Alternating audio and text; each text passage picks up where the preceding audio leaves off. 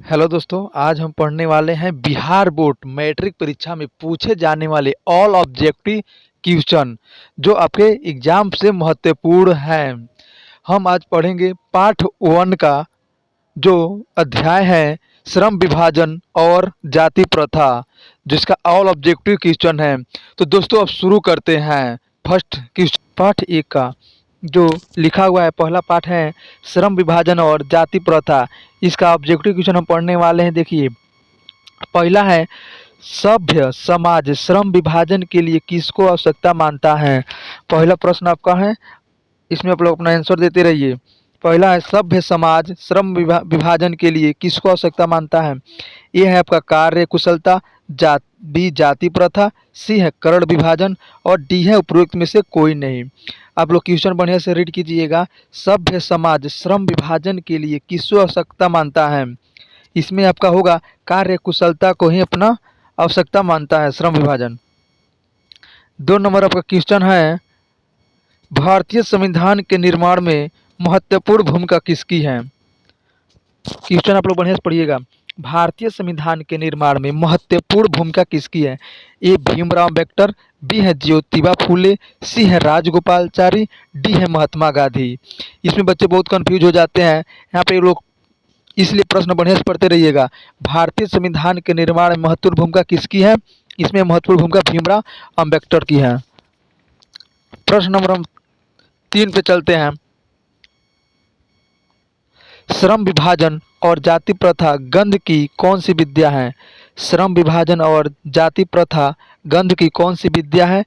ए है कहानी का विद्या है, बी निबंध, सी है शब्द चित्र, डी है डायरी। इसमें आप लोग बढ़िया से रीड कीजिए क्वेश्चन को। इसमें होगा आपका निबंध है। श्रम विभाजन और जाति प्रथा गंध की कौन सी विद्या है, तो निबंध विद्या है। नेक्स्ट क्वेश्चन हम आते हैं भीमराव अम्बेडकर ने निम्न में से किसकी रचना की है। बहादुर, नाखून क्यों बढ़ते हैं, सी है जाति प्रथा और श्रम विभाजन, डी है भारत से हम क्या सीखे। इसमें आपका होगा सी जाति प्रथा और श्रम विभाजन की रचना की है। क्वेश्चन आप लोग बढ़िया से पढ़ते रहिएगा। आपका नेक्स्ट क्वेश्चन है जाति प्रथा मनुष्य के पेशे को किस प्रकार प्रभावित करती है। इसमें क्वेश्चन आप बढ़िया से पढ़ते रहिएगा, तभी आप लोग को आंसर भी याद होगा। प्रश्न और उत्तर बढ़िया से आप लोग पढ़ते रहिए, आपके एग्जाम में जरूर पूछेगा। जाति प्रथा मनुष्य के पेशे को किस प्रकार प्रभावित करती है। ये है आपका मनुष्य के पेशे में बढ़ावा देती है, बी है जीवन भर के लिए एक पेशे में ही बांध देती है, और सी है यह मनुष्य की रोजगारोन्मुखी बनाती है, और डी है मनुष्य को पेशे के लिए दक्ष बनाती है। इसमें आप लोग का आंसर होगा जाति प्रथा मनुष्य के पेशे को किस प्रकार प्रभावित करती है। आंसर नंबर होगा आपका बी, जीवन भर के लिए एक पेशे में बांध देती है। आप लोग नेक्स्ट क्वेश्चन पढ़िएगा। विडंबना का अर्थ क्या है। विडंबना का अर्थ क्या है। ए है आपका अपेक्षा, बी है अवलंब, सी है उपहास, डी है आडंबर। विडंबना का अर्थ क्या है, इसमें होगा आपका क्या है। ए है आपका अपेक्षा, बी है आपका अवलंब, सी है आपका उपहास। आप लोग अपना क्वेश्चन बढ़िया से पढ़ते रहिएगा। और डी है आपका आडंबर। तो आपका आंसर इसका होगा विडंबना का अर्थ क्या है, इसका आपका उपहास होगा। विडंबना का अर्थ उपहास होगा। आपका नेक्स्ट क्वेश्चन है, प्रश्न को बढ़िया से पढ़ते रहिएगा। किनके प्रोत्साहन पर बाबा साहेब उच्चतर शिक्षा हेतु न्यूयॉर्क गए थे। किनके मतलब प्रोत्साहन पर बाबा साहेब उच्चतर शिक्षा हेतु न्यूयॉर्क गए थे। ए है काशी नरेश, बी है पटियाला नरेश, सी है बड़ोदरा नरेश, और डी है दरभंगा नरेश। इसमें आपका आंसर होगा बड़ोदरा नरेश के प्रोत्साहन पर बाबा भीमराव अम्बेडकर साहब उच्च शिक्षा के लिए न्यूयॉर्क यानी लंदन गए थे।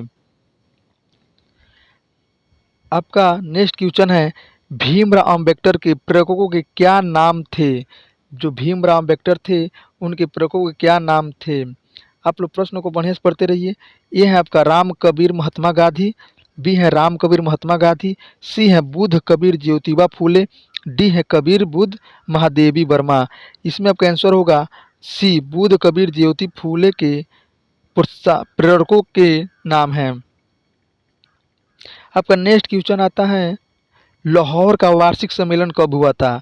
लाहौर जो पाकिस्तान की इस टाइम राजधानी है, लाहौर का वार्षिक सम्मेलन कब हुआ था?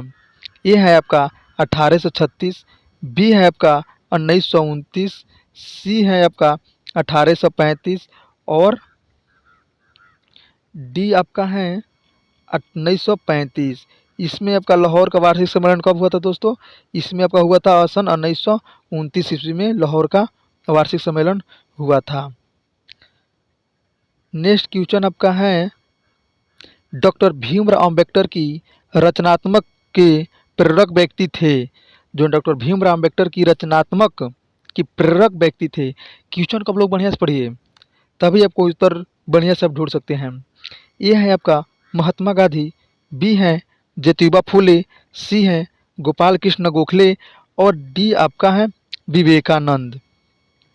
इसमें आपका उत्तर होगा ज्योतिबा फूले हैं। भीमराव अम्बेडकर के रचनात्मक के प्रेरक व्यक्ति थे ज्योतिबा फूले। आप लोग प्रश्न को बढ़िया से पढ़िएगा ना, तो आपको उत्तर अपने आप आ जाएगा।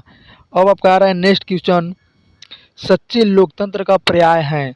जो सच्चे लोकतंत्र का पर्याय है, ए है जाति प्रथा, बी है सुशासन, सी है भाईचारा और डी है कानून व्यवस्था। इसमें दिया गया है सच्चे लोकतंत्र का पर्याय है, इसमें आंसर होगा आपका भाईचारा, जो सच्चे लोकतंत्र का पर्याय है। आपका नेक्स्ट क्वेश्चन आता है, आते हैं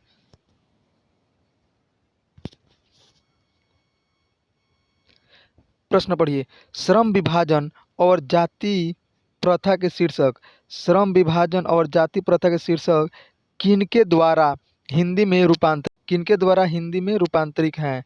आप लोग प्रश्नों को देखिए, उत्तर देखिए आप, भीमराव अम्बेडकर से, बी है रामचंद्र शुक्ल से, सी है ललई सिंह यादव, डी है नलिन बिलोचना शर्मा।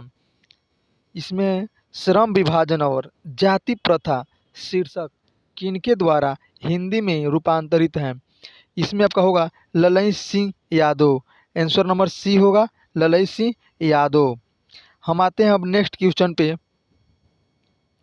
बाबा साहेब अम्बेडकर संपूर्ण वाङ्मय नामक की पुस्तक कितने खंडों में प्रकाशित हो गई है? जो बाबा साहेब अम्बेडकर की पुस्तक है उसका नाम है संपूर्ण वाङ्मय नामक पुस्तक। ये कितने खंडों में प्रकाशित हो गई है? ए है आपका 22, बी है आपका 48, सी है आपका 21 और डी है आपका 40। आंसर नंबर आपका होगा इसमें सी 21। 21 खंडों में ये बुक प्रकाशित हो गई है। नेक्स्ट क्वेश्चन हम आते हैं, बुद्धा एंड हिज धम्म के लेखक कौन हैं?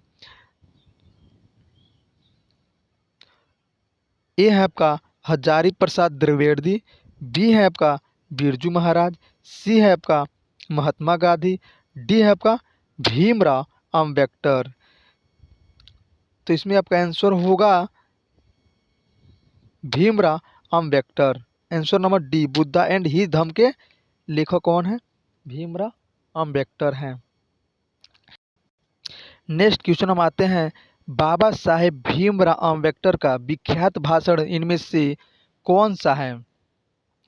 ए है भारत भक्त ऑफ कास्ट, बी है नकेन प्रपद, सी है एनिहिलेशन ऑफ कास्ट, डी है इनमें से कोई नहीं। इस प्रश्न को आप बढ़िया से पढ़िए, बाबा साहेब भीमराव अम्बेडकर का विख्यात भाषण इनमें से कौन सा है? इसमें होगा आपका एनिहिलेशन ऑफ द कास्ट, यानी आंसर नंबर सी होगा। Answer number C annihilation of the caste. Next question आप आते हैं, डॉक्टर अम्बेडकर का वाङ्मय हिंदी के कितने खंडों में प्रकाशित हो चुकी हैं? ए है 15 खंडों में, बी है 17 खंडों में, सी है 19 खंडों में, डी है आपका 21 खंडों में। अभी हम लोग पिछले क्वेश्चन में पढ़े थे कि कितने खंडों में प्रकाशित हो चुकी है उनकी बुक पुस्तक, तो इसमें है 21 खंडों में प्रकाशित हो चुकी है। आपका नेक्स्ट क्वेश्चन आ रहा है, डॉक्टर भीमराव अम्बेडकर के पिताजी का क्या नाम था? भीमराव अम्बेडकर जी के पिताजी क्या नाम था? रामदेव सकपाल, बी है रामजी सकपाल, सी है राम किशुन सकपाल, डी है आपका राधे राम सकपाल। इसमें आपका आंसर होगा Ramji Sakpal. Answer number B होगा, भीमराव अम्बेडकर जी के पिता का नाम था। नेक्स्ट क्वेश्चन हम आते हैं, डॉक्टर भीमराव अम्बेडकर की माता जी का क्या नाम था? देखिए, ए है रानी बाई, बी है कुंती बाई, सी है शीलाबाई और डी है भीमा बाई। देखिए दोस्तों, बहुत लोग कंफ्यूज हो जाते हैं इस प्रश्न में, इसलिए आप लोग अच्छे से याद कर लीजिएगा, आप लोग के एग्जाम में महत्वपूर्ण है। डॉक्टर भीमराव अम्बेडकर की माता का क्या नाम था? आपका आंसर इसमें होगा डी, भीमा बाई नाम था। भीमराव अम्बेडकर जी की माता जी का नाम था भीमा बाई। नेक्स्ट क्वेश्चन हम आते हैं, डॉक्टर अम्बेडकर ने पीएचडी की उपाधि कब प्राप्त की है? भीमराव अम्बेडकर ने पीएचडी की उपाधि कब प्राप्त की है? ए है आपका 1920, बी है आपका 1918, डी है आपका 1916, डी है आपका 1914। सॉरी, इसमें आपका आंसर होगा 1916 ईस्वी में भीमराव अम्बेडकर ने अपना पीएचडी की उपाधि प्राप्त कर ली। अब आते हैं नेक्स्ट क्वेश्चन पे, आधुनिक सभ्य समाज में कार्य कुशलता के लिए किसको आवश्यकता माना गया है? देखिए, आधुनिक सभ्य समाज में कार्य कुशलता के लिए किसको आवश्यकता माना गया है? ए है आपका जाति प्रथा, बी है आपका कार्य कुशलता, सी है आपका वर्ण विभाजन और आपका डी है श्रम विभाजन। इसमें आपका आंसर होगा डी, श्रम विभाजन। नेक्स्ट क्वेश्चन आते हैं, मूक नायक क्या है? मूक नायक क्या है? देखिए, मूक नायक क्या है? अखबार है, बी है पत्रिका, सी है पुस्तक और डी है कहानी संग्रह। आप लोग अच्छे से पढ़िएगा, इसमें आपका होगा मूक नायक एक पत्रिका था। नेक्स्ट क्वेश्चन हम आते हैं,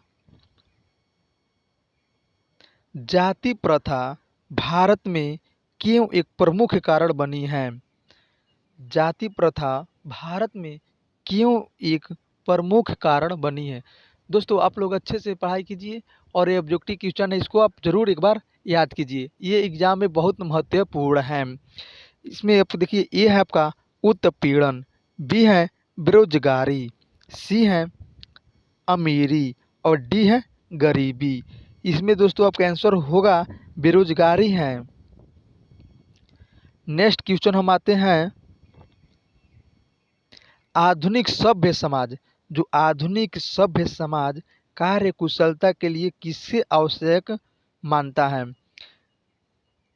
श्रम विभाजन, बी है धन विभाजन, सी है जन विभाजन और डी है जाति विभाजन। इसमें आपका होगा श्रम विभाजन को ही समाज कार्य कुशलता के लिए आवश्यक मानता है। अब आते हैं हम नेक्स्ट क्वेश्चन, देखिए, the caste in India where mechanism किनकी रचना है? The caste in India where mechanism किनकी रचना है? आप लोग प्रश्न को बढ़िया से पढ़िए। आपका ए आंसर होगा भीमराव अम्बेडकर, बी होगा राम मनोहर लोहिया, सी होगा महात्मा गांधी, डी होगा सुखदेव की। इसमें आप लोग अपना आंसर देते रहिए कमेंट बॉक्स में। The caste in India where mechanism, ये रचना है भीमराव अम्बेडकर की। Answer number